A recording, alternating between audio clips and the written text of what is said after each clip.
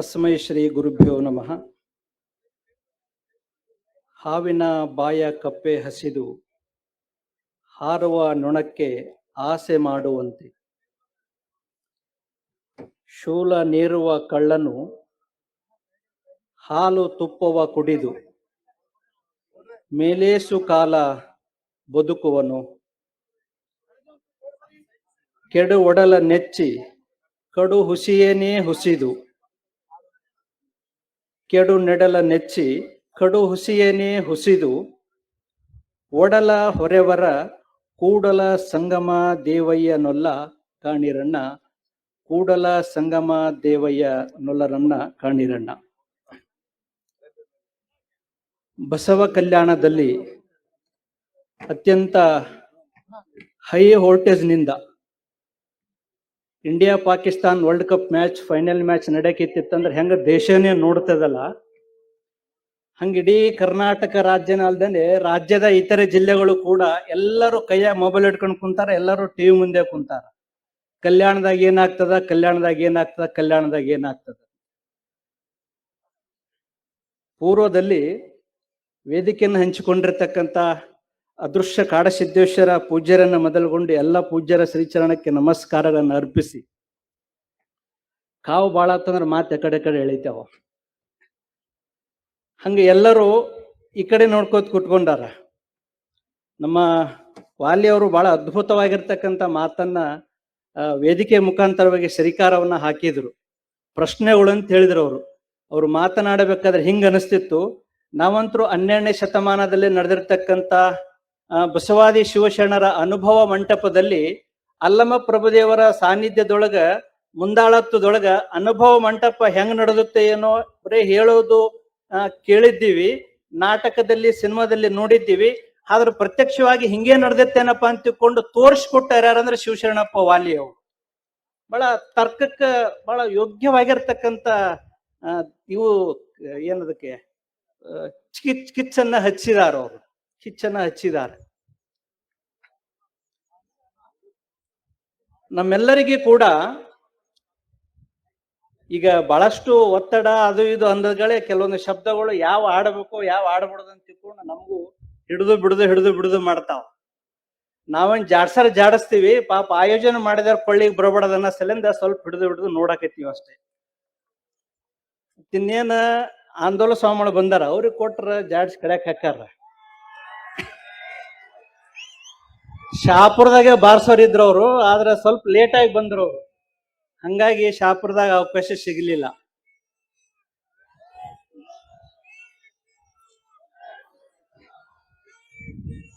ಅಣ್ಣ ನನಗ 10 ನಿಮಿಷ ಕೊಟ್ಟಾರ, 10 ನಿಮಿಷ ಕೊಟ್ರ ಅಣ್ಣ, 10 ನಿಮಿಷ ಕೊಟ್ಟಾರ.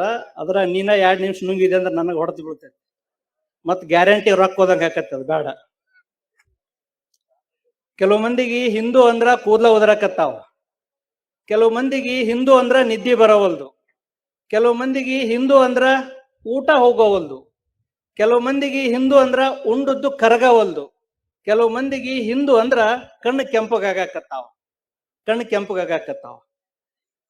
ಇತಿಹಾಸದೊಳಗ ಒಂದು ಕಾಲದಾಗ ನೋಡಿದ್ವಿ ನಾವು, ಇದೇ ಬಸವ ಕಲ್ಯಾಣದೊಳಗ ಬಿಜ್ಜಳ ಮಹಾರಾಜನ ವಿಘಟನಕಾರಿ ಆದೇಶದಿಂದ ಎಲ್ಲ ಬಸವಾದಿ ಶರಣರನ್ನ ಈ ಪುಣ್ಯ ಭೂಮಿಯಿಂದ ಅವರೆಲ್ಲರನ್ನ ಹೊರಹಟ್ಟಿದ್ರು ಅಂತಕ್ಕಂಥ ಇತಿಹಾಸದ ಆ ಕರ್ಕಶ ಘಟನೆಗಳನ್ನ ನಾವೆಲ್ಲರೂ ಓದಿದೀವಿ. ಅದೇ ಇವತ್ತ ಇದೇ ಬಸವ ಕಲ್ಯಾಣದೊಳಗ ಇದೇ ಪವಿತ್ರ ಭೂಮಿಯೊಳಗ ಹಿಂಗಾಗಕತ್ತದ ಅಂತ ಬಸವಾದಿ ಶಿವಶರಣರ ತತ್ವ ಆದರ್ಶಗಳನ್ನ ಇಡೀ ಸಮಾಜದ ತುಂಬಾ ಹಗಲು ರಾತ್ರಿ ಯಾರು ಬಿತ್ತರಿಸಕತ್ತಾರಲ್ಲ, ಅವರು ಬಸವನಾಡಿಗೆ ಬಸವ ಕಲ್ಯಾಣಕ್ಕೆ ಬರ್ತಾರಂದ್ರ ಒಂದಿಷ್ಟು ಮಂದಿ ಬ್ಯಾಡ ಅಂತ ತಿಳ್ಕೊಂಡು ಅವರು ವಿರೋಧ ಮಾಡಾಕತ್ತಾರ. ಇದಂತ ಇತಿಹಾಸ. ಅವಾಗ ರಾಜರ ಕಾಲದಾಗ ಆಡಳಿತ ಇತ್ತು, ಈಗ ಪ್ರಜಾಪ್ರಭುತ್ವದಲ್ಲಿ ಈ ರೀತಿ ಆಗಿರ್ತಕ್ಕಂಥ ಘಟನೆಗಳು ಘಟಿಸ್ತಾ ಇದಾವೆ. ಕಾರಣ ಇಷ್ಟೇ, ಹಿಂದೆಲ್ಲ ಸಭೆದೊಳಗೆ ಬಹಳ ಸಲ ಹೇಳಿದ್ದೀನಿ ನಾನು, ಹಿಂದುತ್ವ ಅಂದ್ರೆ ಹಿಂದೂಸ್ತಾನ್ ಅಂದ್ರೆ ಮೊಟ್ಟ ಮೊದಲ ಬಾರಿಗೆ ಇಡೀ ಜಗತ್ತಿಗೆ ಅನ್ನವನ್ನ ಕೊಟ್ಟಿರ್ತಕ್ಕಂಥ ಭೂಮಿ ಯಾವ್ದಾದ್ರು ಇದ್ರೆ ಅದು ಹಿಂದೂಸ್ತಾನ. ಮೊಟ್ಟ ಮೊದಲ ಬಾರಿಗೆ ಜಗತ್ತಿಗೆ ಅಕ್ಷರವನ್ನ ಕೊಟ್ಟಿರ್ತಕ್ಕಂಥ ಯಾವ್ದಾದ್ರು ಭೂಮಿ ಇದ್ರೆ ಅದು ಭಾರತ ಭೂಮಿ. ಅದು ಹಿಂದೂ ದೇಶ, ಅದು ಹಿಂದೂ ಸಂಸ್ಕೃತಿಯ ಋಷಿಮುನಿಗಳು ಇಡೀ ಜಗತ್ತಿಗೆ ಮೊಟ್ಟ ಮೊದಲ ಬಾರಿಗೆ ಬಟ್ಟಿ ತೊಡುವುದನ್ನ, ಬಟ್ಟಿ ತಯಾರಿ ಮಾಡೋದನ್ನ, ಬಟ್ಟಿಯನ್ನ ಬೆಳೆಯುವುದನ್ನ ಕಲಿಸಿಕೊಟ್ಟಿರ್ತಕ್ಕಂಥ ನಾಡು ಭೂಮಿ ಯಾವ್ದಾದ್ರು ಇದ್ರೆ ಅದು ಭಾರತ ದೇಶ. ಅದು ನಮ್ಮ ದೇಶದ ಋಷಿ ಮುನಿಗಳು ನಮಗೆ ಕಲಿಸಿಕೊಟ್ಟಿರ್ತಕ್ಕಂಥದ್ದು. ನಾವು ಹೆಂಗ್ ಉಣಬೇಕು, ಯಾವಾಗ ಉಣಬೇಕು, ಎಲ್ಲಿ ಉಣಬೇಕು, ಹೆಂಗ್ ಉಂಡ್ರೆ ನಾವು ಚಲೋ ಇರ್ತೀವಿ, ನಮ್ಗೆ ಏನ್ ತಿಂದ್ರೆ ರೋಗ ಬರ್ತದ, ನಮ್ಗೆ ಏನ್ ತಿಂದೈತೆ ರೋಗ ಬರಂಗಿಲ್ಲ ಅನ್ನೋದನ್ನ ಕಲಿಸಿಕೊಟ್ಟಿರ್ತಕ್ಕಂಥ ಮೊಟ್ಟ ಮೊದಲ ಭಾರತ ದೇಶ ಅದು ನಮ್ಮ ಋಷಿ ಮುನಿಗಳು.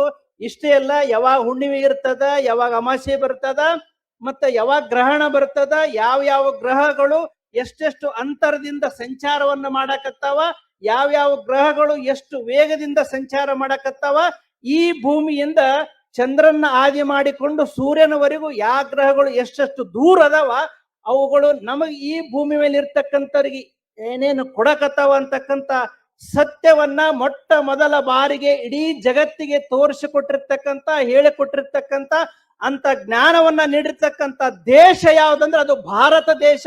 ಭಾರತ ದೇಶದ ಋಷಿ ಮುನಿಗಳು, ಅದು ನಮ್ಮ ಹಿಂದೂ ಸಂಸ್ಕೃತಿಯ ಋಷಿ ಮುನಿಗಳು. ಇವತ್ತಿಗೂ ಕೂಡ ನಾವೆಲ್ಲ ಮುಂದುವರೆದಿದ್ದೀವಿ. ಟೆಕ್ನಾಲಜಿ ಬಹಳ ಬೆಳೆದಿದೆ ಅಂತ ತಿಳ್ಕೊಂಡು ಹೆಮ್ಮೆ ತಟ್ಕೊಂಡು ಆ ಏನೇನೋ ವಿಜ್ಞಾನಗಳ ಹೆಸರುಗಳನ್ನ ಹೇಳ್ತೀವಲ್ಲ, ಸ್ವಲ್ಪ ವಿಚಾರ ಮಾಡಿರ್ತಮ್ಮ. ಇವತ್ತಿಗೆ ಅತ್ಯಂತ ಫಾಸ್ಟ್ ಆಗಿ ಬಂದಿರತಕ್ಕಂಥದ್ದು ಏನಂದ್ರೆ ಟೆಸ್ಟ್ ಟ್ಯೂಬ್ ಬೇಬಿ ಅಂತ ತಿಳ್ಕೊಂಡು ಹೇಳ್ತಾರಲ್ಲ, ಕೃತಕ ಮಗುವನ್ನ ತಯಾರಿಸೋದು. ಹೌದಿಲ್ರಿ? ಯಾರಿಗೆ ತಂದೆ ತಾಯಿ ಮಕ್ಕಳಾಗಂಗಿಲ್ಲ, ಏನೇ ಮಾಡಿದ್ರು ಮಕ್ಕಳಾಗಂಗಿಲ್ಲ, ಬಹಳ ದೊಡ್ಡ ಪ್ರಮಾಣದ ದೋಷ ಇರ್ತದ ಅವ್ರಿಗೆ ಕೃತಕವಾಗಿ ಮಗುವನ್ನ ತಯಾರಿ ಮಾಡ್ತಾರ. ಹೌದಿಲ್ಲ? ಇದು ಈಗ ವಿಜ್ಞಾನದಿಂದ ಅತ್ಯಂತ ದೊಡ್ಡ ಪ್ರಮಾಣದ ಆವಿಷ್ಕಾರ ಅಂತ ತಿಳ್ಕೊಂಡು ನಾವೆಲ್ಲರೂ ಹೇಳ್ತೀವಿ. ಹೌದಾ? ಒಂದು ಮಾತು ನೆನ್ಪಿಟ್ಕೊಳ್ರಿ, ಇದು ಒಂದೇ ಉದಾಹರಣೆ ಹೇಳ್ತೀನಿ ನಾನು. ಒಂದು ಮಾತು ನೆನ್ಪಿಟ್ರೆ, ಈ ಪ್ರಯೋಗವನ್ನ, ಈ ಸತ್ಯವನ್ನ ಮಹಾಭಾರತದೊಳಗ ಅವಾಗ ಮಾಡಿಬಿಟ್ಟಾರ. ಮಂತ್ರದಿಂದ ಪಾಂಡವರು ಹುಟ್ಟಿದ್ರು, ಮಂತ್ರದಿಂದ ಕೌರವರು ಹುಟ್ಟಿದ್ರು. ಅವ್ರು ಎದರಲ್ಲಿ ಇಟ್ಟಿದ್ರು ಆ ಮಂತ್ರ ಶಕ್ತಿಯನ್ನ? ಈಗೇನು ಟೆಸ್ಟ್ ಟ್ಯೂಬ್ ಬೇಬಿ ಅಂತ ತಿಳ್ಕೊಂಡು ಏನ್ ತಯಾರು ಮಾಡ್ತಾರಲ್ಲ, ಈ ಪ್ರಯೋಗವನ್ನ ನಮ್ಮ ಭಾರತ ದೇಶದಲ್ಲ ನಮ್ಮ ಋಷಿ ಮುನಿಗಳು ಮಂತ್ರ ಶಕ್ತಿಯಿಂದ ಸಾವಿರಾರು ವರ್ಷಗಳ ಹಿಂದೆ ಮಾಡಿ ತೋರಿಸಿರ್ತಕ್ಕಂಥ ಕೀರ್ತಿ ಯಾರಿಗಾದ್ರಿದ್ರೆ ಅದು ನಮಗೆ ಭಾರತ ದೇಶಕ್ಕೆ ಬರ್ತದ. ಮೊಟ್ಟ ಮೊದಲ ಬಾರಿಗೆ ಜಗತ್ತಿಗೆ ಆಪರೇಷನ್ ಮಾಡಿ ಚಿಕಿತ್ಸೆ ಮಾಡುವುದನ್ನ ತೋರಿಸಿಕೊಟ್ಟಿರ್ತಕ್ಕಂಥ ಕೀರ್ತಿ ನಮ್ಮ ಭಾರತ ದೇಶಕ್ಕೆ ಬರ್ತದ. ಇಷ್ಟೆಲ್ಲ ಸಿರಿವಂತಿಕೆ ಇರ್ತಕ್ಕಂಥ ನಾಡಿನ ಜ್ಞಾನವನ್ನ, ಆಧ್ಯಾತ್ಮಿಕ ಸಾಹಸವನ್ನ, ಆಧ್ಯಾತ್ಮಿಕ ಜ್ಞಾನವನ್ನ ನಿರಂತರವಾಗಿ ನಾಡಿನ ತುಂಬೆಲ್ಲ ಹಗಲಿರುಳು ಯಾರು ಹಂಚುತ್ತಾ ಇದ್ದಾರೆ ಅಂದ್ರೆ ಅದು ಕನ್ನೇರಿ ಮಠದ ಅದೃಶ್ಯ ಕಾಡಸಿದ್ದೇಶ್ವರ ಅಪ್ಪರು ನಮಗೆ ಹಂಚಕತ್ತಾರ. ಕೆಲವು ದಿವಸ ಹಿಂದ ಓದ್ತಿದ್ದೆ ನಾನು, ಈ ದೇಶ ಕಂಡ ಅತ್ಯಂತ ಶ್ರೇಷ್ಠ ತತ್ವಜ್ಞಾನಿಗಳಲ್ಲಿ ಒಬ್ಬರಾಗಿರ್ತಕ್ಕಂಥ ರಜನೀಶನಿಗೆ ಬೇರೆ ಬೇರೆ ದೇಶಗಳಿಗೆ ರಜನೀಶ ಹೋಗ್ತಾನಂದ್ರೆ ಅಲ್ಲಿ ದೇಶದವ್ರಿಗೆಲ್ಲರಿಗೂ ಟುಕು ಶುರುವಾಗ್ತಿತ್ತಂತ. ಅಮೆರಿಕಾ, ಬ್ರಿಟನ್, ಜರ್ಮನ್, ಫ್ರಾನ್ಸ್ ಇವರೆಲ್ಲರಿಗೂ ಕೂಡ. ಯಾಕಂದ್ರೆ ಈ ಪುನಾತ್ಮ ಬಂದಂದ್ರ ನಮ್ಮವರೆಲ್ಲರನ್ನ ಬದಲೇ ಮಾಡಿಕೊಂಡು ಭಾರತ ದೇಶದ ಜ್ಞಾನ ಸಂಪತ್ತವನ್ನ ಅವರಿಗೆಲ್ಲ ತಿಳಿಸಿ ಕೆಲವು ದಿನಗಳಲ್ಲಿ ಅವರೆಲ್ಲರನ್ನ ಭಾರತೀಯರನ್ನಾಗಿ ಮಾಡ್ತಾನಪ್ಪ. ಅದಕ್ಕೆ ಅವ್ರಿಗೆ ಟುಕು ಶುರುವಾಗ್ತಿತ್ತಂತೆ. ಅದಕ್ಕೆ ಆ ದೇಶಗಳು ರಜನೀಶ್ ಅವರಿಗೆ ಬರ್ಲಿಕ್ಕೆ ಸಾಕಷ್ಟು ನಿಬಂಧನೆಗಳಾಗ್ತಿದ್ವಂತೆ. ಈಗ ಹೆಂಗ್ ನಮ್ ಕನ್ಯಾರಪ್ಪರಿಗೆ ಹಾಕ್ಯಾರಲ್ಲ ಹಂಗೆ ನನಗ ಹೀಗ ಅನ್ಸಕತ್ತು. ಅವಾಗ ರಜನೀಶನಿಗೆ ಬೇರೆ ಬೇರೆ ದೇಶದವ್ರಿಗೆ ಹಿಂಗ್ ಟುಕು ಶುರುವಾಗಿ ಹಾಕಕತ್ತಿದ್ರು. ಕನ್ಯಾರಪ್ಪರಿಗೆ ಹಿಂಗ ಈಗ ನಿಬಂಧನೆಗಳ ಹಾಕ್ಸಕತ್ತಾರ ಅಂತಂದ್ರ ಇವ್ರಿಗೂ ಸೇಮ್ ಟು ಸೇಮ್ ಟುಕು ಶುರುವಾಗ್ಯದ ಅಂತ ತಿಳ್ಕೊಂಡು ನನಗೆ ಅನ್ಸಕತ್ತ. ಸೇಮ್ ಟು ಸೇಮ್ ಟುಕು ಶುರುವಾಗ್ಯದ. ಯಾಕೆ ಕನ್ಯಾರಪ್ಪರನ್ನ ಇವ್ರಿಷ್ಟಕ್ಕೊಂದು ವಿರೋಧ ಮಾಡ್ತಾರೆ? ಇದಕ್ಕೆ ಇತ್ತೀಚೆಗೆ ಶುರುವಾಗಿರ್ತಕ್ಕಂಥದ್ದೇ ವೀರಶೈವ ಮತ್ತು ಲಿಂಗಾಯತ ಬೇರೆ ಬೇರೆ ಅಂತಕ್ಕಂಥ ಒಂದು ನೆಲೆಗಟ್ಟಿನಿಂದ. ಒಂದು ಸತ್ಯವನ್ನ ನಿಮ್ಮೆಲ್ಲರ ಮುಂದೆ ಹೇಳ್ಕೊಳ್ಳಿಕ್ಕೆ ನಾನು ಇಚ್ಛೆ ಪಡ್ತೇನೆ. 30 ಮಂದಿ ಶಿವಶರಣರು 142 ವಚನಗಳಲ್ಲಿ 30 ಮಂದಿ ಶಿವಶರಣರು 142 ವಚನಗಳಲ್ಲಿ 221 ಬಾರಿ 221 ಕಡೆ ವೀರಶೈವ ಅಂತಕ್ಕಂಥ ಪದವನ್ನ ವಚನಗಳಲ್ಲಿ ರಚನೆ ಮಾಡಿದ್ದಾರೆ.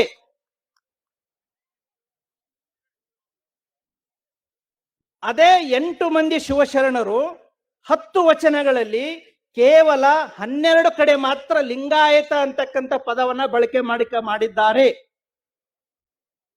ಇನ್ನೊಂದು ಬ್ರಹ್ಮಸತ್ಯ ಏನಂದ್ರೆ, ಬಸವಣ್ಣನವರು 3 ಕಡೆ ವೀರಶೈವ ಅಂತಕ್ಕಂಥ ಪದವನ್ನ ಬಳಕೆ ಮಾಡಿದ್ದಾರೆ.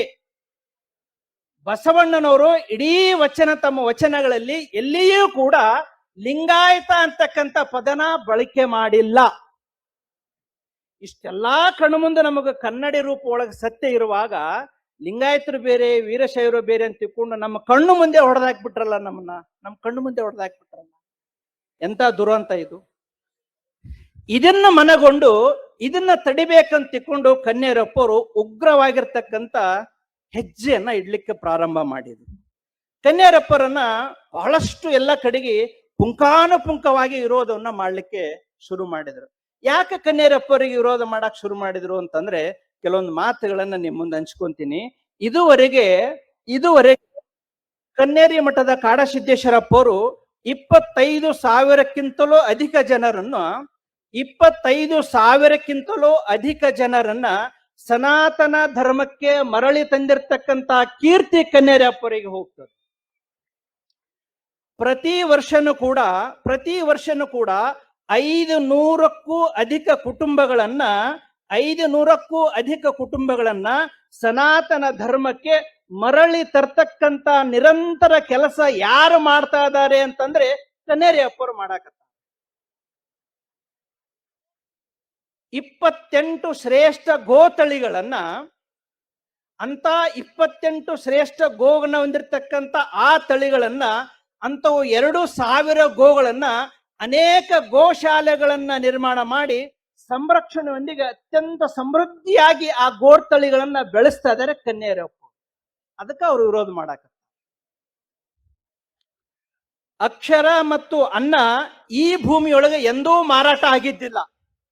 ಈಗ ಅಕ್ಷರ ಮತ್ತು ಅನ್ನ ಇವೆರಡೂ ಕೂಡ ಮಾರಾಟ ಮಾಡುವಂತ ಒಂದು ದೊಡ್ಡ ವಿಕೃತಿ ಸಂಸ್ಕೃತಿ ಮಠಮಾನ್ಯಗಳು ಮಾಡ್ತಾ ಇದ್ದಾವೆ. ಹಲವು ಸಂಘ ಸಂಸ್ಥೆಗಳು ಮಾಡ್ತಾ ಇದ್ದಾವೆ. ಹಾಗಾಗಿ ಅಕ್ಷರವನ್ನ ಅನ್ನವನ್ನ ಎಂದೂ ಕೂಡ ಮಾರಬಾರದು ಅಂತಕ್ಕಂಥ ಒಂದು ಶ್ರೇಷ್ಠ ಚಿಂತನೆಯನ್ನ ಇಟ್ಟುಕೊಂಡು ಅದಕ್ಕಾಗಿ ಪೂಜ್ಯರು ಹಗಲಿರುಳು ಅದಕ್ಕೊಂದು ಗಟ್ಟಿಯಾಗಿರ್ತಕ್ಕಂಥ ಹೆಜ್ಜೆಯನ್ನ ಇಟ್ಟರು. ಅದಕ್ಕೆ ಅವರನ್ನ ವಿರೋಧ ಮಾಡ್ತಾ ಇದ್ದಾರೆ. ನಿಮ್ಮ ಸುತ್ತಮುತ್ತ ಇರ್ತಕ್ಕಂಥ ಸಾಕಷ್ಟು ಮಂದಿ ಮಠಾಧೀಶರು ದೊಡ್ಡ ದೊಡ್ಡ ಶಿಕ್ಷಣ ಸಂಸ್ಥೆಗಳನ್ನ ಕಟ್ಟಿ ಲಕ್ಷ ಬರ್ತಕ್ಕಂಥ ಏನ್ ಡೊನೇಷನ್ ತಗೋತಕ್ಕಂತ ಶಿಕ್ಷಣ ಸಂಸ್ಥೆಗಳನ್ನ ಕಟ್ಟಿದ್ದಾರೆ. ಅದರಿಂದ ಯಥೇಚ್ಛವಾಗಿ ಬೆಳಿತಾ ಇದ್ದಾರೆ. ಯಾರಾದ್ರೂ ಬಡವರು ಹೋದ್ರೆ, ಆ ಪ್ರತಿಭಾವಂತ ಮಕ್ಕಳು ಹೋದ್ರೆ ಇವ್ರದೊಂದು ಕಿರಿಕಿರಿ ಆಗ್ತದೆ, ಯಾಕೆ ಕಿರಿಕಿರಿಪ್ಪ ಅಂತ ತಿಳ್ಕೊಂಡು ಅವ್ರ ಸಲಿಂದ ಒಂದು ಪ್ರತ್ಯೇಕವಾಗಿ ಸಂಸ್ಥೆಯನ್ನು ಮಾಡಿಬಿಟ್ಟಿದ್ದಾರೆ. ಚಲೋ ರೊಕ್ಕ ಕೊಡೋರಿಗೆ ಒಂದು ಸಂಸ್ಥೆ ಬೇರೆ, ಏನ್ ರೊಕ್ಕ ಕೊಡ್ಲಾರ್ದೆ ಬಡವರು ಇರ್ತಾರಲ್ಲ, ಪ್ರತಿಭಾವಂತರು ಇರ್ತಾರಲ್ಲ, ಯೋಗ್ಯತೆ ಇದ್ದಾರೆ ಇರ್ತಾರಲ್ಲ, ಅವರಿಗೊಂದು ಸಂಸ್ಥೆ ಬೇರೆ ಮಾಡಿಬಿಟ್ಟಾರೆ. ಇವರೇ ನಮ್ಮ ಸುತ್ತಮುತ್ತ ಇರ್ತಕ್ಕಂಥ ದೊಡ್ಡ ದೊಡ್ಡ ಸ್ವಾಮಿಗಳು. ಇವತ್ತೇ ನಾವೆಲ್ಲ ಬಹಳ ಹೆಮ್ಮೆಯಿಂದ ಹೇಳ್ತೀವಲ್ಲ, ಅವರೇ. ನಾನು ಬಹಳ ಬಸವನ ಬಾಗೇವಾಡಿ ಜನರ ಮುಂದೆ ಮಾತಾಡ್ಲಿಕ್ಕೆ ಬಹಳ ಖುಷಿ ಯಾಕಾಗ್ತದೆ ಅಂದ್ರೆ, ಬಹಳ ಮಂದಿ ಚೂಚು ಮೀಸಿ ಬಿಟ್ಟಾರ ಇದ್ರಿ. ಇಲ್ಲಿ ಚೂಪನ ಮೀಸಿ ಅಂದ್ರೆ ರಾಮ್ ಬಾಣ ಇದ್ದಂಗ ಅದು. ಇತ್ತೀಚೆಗೆ ಗಣಮಕ್ಳು ಮುಖದ ಮೀಸಿನ ಕಡಿಮೆ ಆಮದ್ ಬೇರೆ, ನನ್ ಮ್ಯಾಗ ಎಲ್ಬಿಡು ಆಮದ್ ಬೇರೆ, ಅದನ್ನ ಆಮೇಲೆ ಇರ್ಲಿ. ಅದರ ಜೊತೆಗೆ 600ಕ್ಕೂ ಅಧಿಕ ವಯೋವೃದ್ಧರನ್ನ, ನಮ್ಮ ತಂದೆ ತಾಯಿಗಳು ಯಾರಿಗೆ ಸಾಕಾಗಿರಲ್ಲ ಅಂತ ಸಾಕಾಗಿರ್ತಕ್ಕಂಥ ಹಿರಿಯ ಜೀವಿಗಳನ್ನ, ಅಂತ 600ಕ್ಕೂ ಅಧಿಕ ಹಿರಿಯ ಜೀವಿಗಳಿಗೆ ಉತ್ತಮವಾಗಿರ್ತಕ್ಕಂಥ ಆಶ್ರಮವನ್ನ ರಚನೆ ಮಾಡಿ ಅವರಿಗೆ ಅನ್ನ ವಸತಿಯನ್ನ ನೀಡುವ, ಆರೋಗ್ಯವನ್ನ ನೀಡ್ತಕ್ಕಂಥ ಕೆಲಸ ಕನ್ಯರಪ್ಪರು ಮಾಡಾಕತ್ತ. ಅದಕ್ಕೆ ಅವ್ರನ್ನ ಇವರು ವಿರೋಧ ಮಾಡಾಕತ್ತ. ವಿಶ್ವ ದರ್ಜೆಯ ಮಟ್ಟದ ಆಯುರ್ವೇದಿಕ ಮತ್ತು ಅಲೋಪತಿಕ ಆಸ್ಪತ್ರೆಯನ್ನ ನಿರ್ಮಿಸಿ ಲಕ್ಷಾಂತರ ಬಡವರಿಗೆ ಅತ್ಯಂತ ಕಡಿಮೆ ಶುಲ್ಕದಲ್ಲಿ ಅವರಿಗೆ ಚಿಕಿತ್ಸೆಯನ್ನ ಮಾಡುವುದರ ಮುಖಾಂತರವಾಗಿ, ಶಸ್ತ್ರಚಿಕಿತ್ಸೆಯನ್ನ ಮಾಡೋದ್ರ ಮುಖಾಂತರವಾಗಿ ಅವರನ್ನ ಬದುಕಿಸಿದ ಮತ್ತು ಅವ್ರಿಗೆ ಮತ್ತೆ ಮರುಜೀವ ಕೊಟ್ಟಿರ್ತಕ್ಕಂಥ ಕೀರ್ತಿ ಯಾರಿಗಿದೆ ಅಂದ್ರೆ ಅದು ಕನ್ನೇರಿ ಮಠಕ್ಕಿದೆ, ಕಾಡಸಿದ್ದೇಶ್ವರ ಅಪ್ಪರಿಗಿದೆ. ಪ್ರತಿ ವರ್ಷ ಏನಿಲ್ಲ ಅಂದ್ರೂ ಕೂಡ 8ರಿಂದ 10 ಸಾವಿರ ಬಡವರು ಶಸ್ತ್ರಚಿಕಿತ್ಸೆಯನ್ನು ಮಾಡ್ಕೊಳ್ತಾರೆ. ಅದು ಕೇವಲ ಅತ್ಯಂತ 8ರಿಂದ 10 ಸಾವಿರ ರೂಪಾಯಿಗಳ ಶುಲ್ಕದಲ್ಲಿ. ಇದೇ ಬೇರೆ ಆಸ್ಪತ್ರೆಗೆ ಹೋದ್ರೆ 18ರಿಂದ 25 ಲಕ್ಷ ಖರ್ಚಾಗ್ತಕ್ಕಂಥ ಒಂದು ಶಸ್ತ್ರಚಿಕಿತ್ಸೆಯನ್ನ, ಇಂಥ ಸೇವೆಯನ್ನ ಯಾರು ಮಾಡ್ತಾ ಇದಾರೆ ಅಂತಂದ್ರೆ ಅದು ಕನ್ನೇರಿ ಅಪ್ಪರು ಮಾಡಾಕತ್ತಾರೆ. ಅದಕ್ಕೆ ಇವರಿಗೆಲ್ಲ ವಿರೋಧ ಮಾಡಾಕತ್ತಾರೆ. ಅದಕ್ಕೆ ಇವರೆಲ್ಲ ವಿರೋಧ ಮಾಡ, ಸಾವಿರಕ್ಕೂ ಅಧಿಕ ಮಕ್ಕಳುಗಳನ್ನ ದತ್ತು ಪಡೆದುಕೊಂಡು, ನಮ್ಮ ಹೊಟ್ಟೆ ಹುಟ್ಟಿದ ಮಕ್ಕಳೇ ನಮ್ಗೆ ಎಷ್ಟೋ ಸಲ ವಜ್ಜಾಗ್ಯಾವ, ಸಾಕಾಗ್ಯಾವ, ಬ್ಯಾಸರ ಆಗಿರ್ತಾವ. ಅಂತದ್ರೊಳಗ ಕಾಡಸಿದ್ದೇಶ್ವರಪ್ಪರು 1000ಕ್ಕಿಂತಲೂ ಹೆಚ್ಚಿನ ಮಕ್ಕಳನ್ನ, ಬಡ ಮಕ್ಕಳನ್ನ ದತ್ತು ಪಡೆದುಕೊಂಡು ಅವರಿಗೆ ಉಚಿತವಾಗಿರ್ತಕ್ಕಂಥ ಊಟ, ಶಿಕ್ಷಣ, ವಸತಿ ನೀಡುವುದರೊಂದಿಗೆ ಮತ್ತು ಅವರು ವಯಸ್ಸಿಗೆ ಬರುವಷ್ಟರಲ್ಲಿ ಅವರು ಮತ್ತೊಂದು ಉದ್ಯೋಗವನ್ನ ಮಾಡುವ ನಿಟ್ಟಿನೊಳಗೆ ಬೆಳಿಬೇಕು, ಹಂಗ ಬೆಳೆಸುವಂತ ಕೆಲಸ ಕನ್ನೇರಿ ಅಪ್ಪರು ಮಾಡ. ಹೀಗೆ ಒಂದಲ್ಲ ಎರಡಲ್ಲ 10 ಹಲವು ಅನೇಕ ಅನೇಕ ಅನೇಕ ಮಹಾ ಕೆಲಸಗಳು ಅವರಿಂದ ಆಗ್ತಾ ಇದ್ದೇವೆ ಅಂತ ಒಬ್ಬ ಶ್ರೇಷ್ಠ ಯತಿಗಳು, ಶ್ರೇಷ್ಠ ಪೂಜ್ಯರು ನಾಡಿನ ತುಂಬೆಲ್ಲ ಇತ್ತೀಚೆಗೆ ಏನು ನಮ್ಮ ದೇವಾನುದೇವತೆಗಳನ್ನ ಬಹಳ ಪುಂಗಾನುಪುಂಗವಾಗಿ ಬೈಲಿಕ್ಕೆ ಶುರು ಮಾಡಿದ್ರಲ್ಲ, ನಮಗೂ ಬಹಳ ಅನ್ಸಕತ್ತಿತ್ತು ಇವ್ರಿಗೆ ಮುಗ್ದಾಣಿ ಯಾರು ಹಾಕ್ತಾರ ಅಂತ ತಿಳ್ಕೊಂಡು ನಾವು ವಿಚಾರ ಮಾಡಾಕತ್ತಿದ್ವಿ ಬಹಳ. ಆ ಸಮಯದೊಳಗ ಕನ್ನೇರಿ ಅಪ್ಪರು ಎದ್ದು ನಿಂತ್ಕೊಂಡ್ರು, ನಮಗ್ ಓದ್ ಹುಸುರು ಬಂದಂಗಾಯ್ತು ನಮಗೂ. ಅರೆ, ನಮ್ಮ ದೇವರುಗಳನ್ನ ಬೈದ್ರ ಯಾರು ಟೀಕೆ ಮಾಡಂಗಿಲ್ಲ, ನಮ್ಮ ದೇವರುಗಳನ್ನ ಬೈದ್ರ ಯಾರು FIR ಹಾಕಂಗಿಲ್ಲ, ನಮ್ ದೇವರುಗಳನ್ನ ಬೈದ್ರ ಯಾರು ಅವ್ರಿಗೆ ಬಂಧನೆ ಹಾಕಂಗಿಲ್ಲ, ಯಾರು ನೋಟಿಸ್ ಕೊಡಂಗಿಲ್ಲ, ನಾವು ಸುಮ್ನೆ ಇರ್ಬೇಕು, ಅವ್ರು ಬುದ್ಧಿಜೀವಿಗಳಂತೆ, ಅವ್ರು ಶಾಣ್ಯರಂತೆ, ಅವ್ರು ಕಲ್ತಾರಂತೆ, ಅವ್ರ ನಾಡ್ನಾಗೆಲ್ಲ ಬಹಳ ಚಲೋ ಅಂತೆ, ನಾವು ನಮ್ ದೇವ್ರನ್ನ ಯಾಕೆ ಬೈತಿರಪ್ಪ, ನೀವೆಂತ ಕಳ್ರಿ ಅಂತಂದ್ರ ನಮಗ್ ನೋಟಿಸ್ ಕೊಡ್ತಾರೆ, ನಮಗ್ ಪ್ರಶ್ನೆ ಮಾಡ್ತಾರೆ, ನಮ್ಗೆ ಇಲ್ಲದೊಂದೊಂದು ನಿಬಂಧನೆಗಳು ಹಾಕಕ್ ಬರ್ತಾರೆ. ಇದ್ಯಾವ ನ್ಯಾಯ ಇದು? ಹಾಗಾಗಿ ಇವತ್ತ ಶಿವಶರಣಪ್ಪರು ಹೇಳಿದಾಗೆ ಕನ್ನೇರಪ್ಪರದು ಅವ್ರ ಮಾತಿಗೆ ಸ್ವಲ್ಪ ಮೌನ ಕೊಟ್ಟದಕ್ಕೆ ನಮ್ಮ ಇಂಥ 1000 ಬಾಯಿಗಳು ತೆಗಿಯಕತ್ತಾವ. ಸುಮ್ಮನೆಗಿದ್ರ ಅಟ್ರಾಗ ಹೋಗಿತ್ತದು, ಅದೇನಂತಾರಲ್ಲ, ಸುಮ್ ಕುಂದ್ರಲಾರ್ದ ಏನ ಕೆತ್ತಿದ್ನಂತಾರಲ್ಲ, ಹಂಗ ಮಾಡ್ಕೊಂಡ್ರು.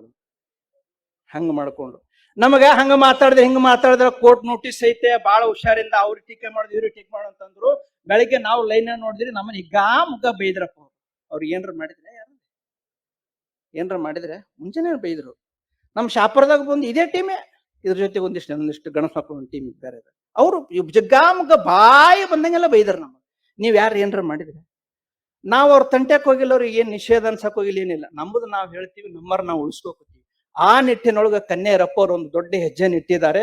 ಹಾಗಾಗಿ ಅವರ ಜೊತೆಯೊಳಗೆ ನಾವು ಕೂಡ ನಿಂತುಕೊಂಡು ಈ ಭಾರತ ಮಾತೆಯ ಈ ಹಿಂದೂ ಸಂಸ್ಕೃತಿ ಸಂಸ್ಕಾರ ಉಳಿಸುವ ನಿಟ್ಟಿನೊಳಗ ನಾವು ಅವ್ರ ಜೊತೆಗೆ ಸನ್ನದ್ಧರಾಗಿದ್ದೀವಿ. ಅವರ ಸೇವೆಯನ್ನ ಪರಿಪಾಲನೆ ಮಾಡುವ ನಿಟ್ಟಿನೊಳಗ ಈ ಸಮಾವೇಶವನ್ನ ಆಯ್ಕೆ ಮಾಡಿಕೊಂಡಿರ್ತಕ್ಕಂಥದ್ದು. ನಾಡಿನ ತುಂಬೆಲ್ಲ ಈ ರೀತಿಯಾಗಿರ್ತಕ್ಕಂಥ 10 ಸಮಾವೇಶಗಳು ಮುಂದೆ ಆಗ್ಲಿ ಅಂತಕ್ಕಂಥ ಆಶಯನ ವ್ಯಕ್ತಪಡಿಸಿ ಸಮಯ ಕೊಟ್ಟಿದ್ದಕ್ಕಾಗಿ ಧನ್ಯವಾದಗಳು. ಹೆಚ್ಚಿಗೆ ಸಮಯ ತಗೊಂಡಿದ್ರೆ ಕ್ಷಮಾ ಮಾಡ್ರಿ, ಏನ್ ಮಾಡಕ್ಕಾಗಲ್ಲ.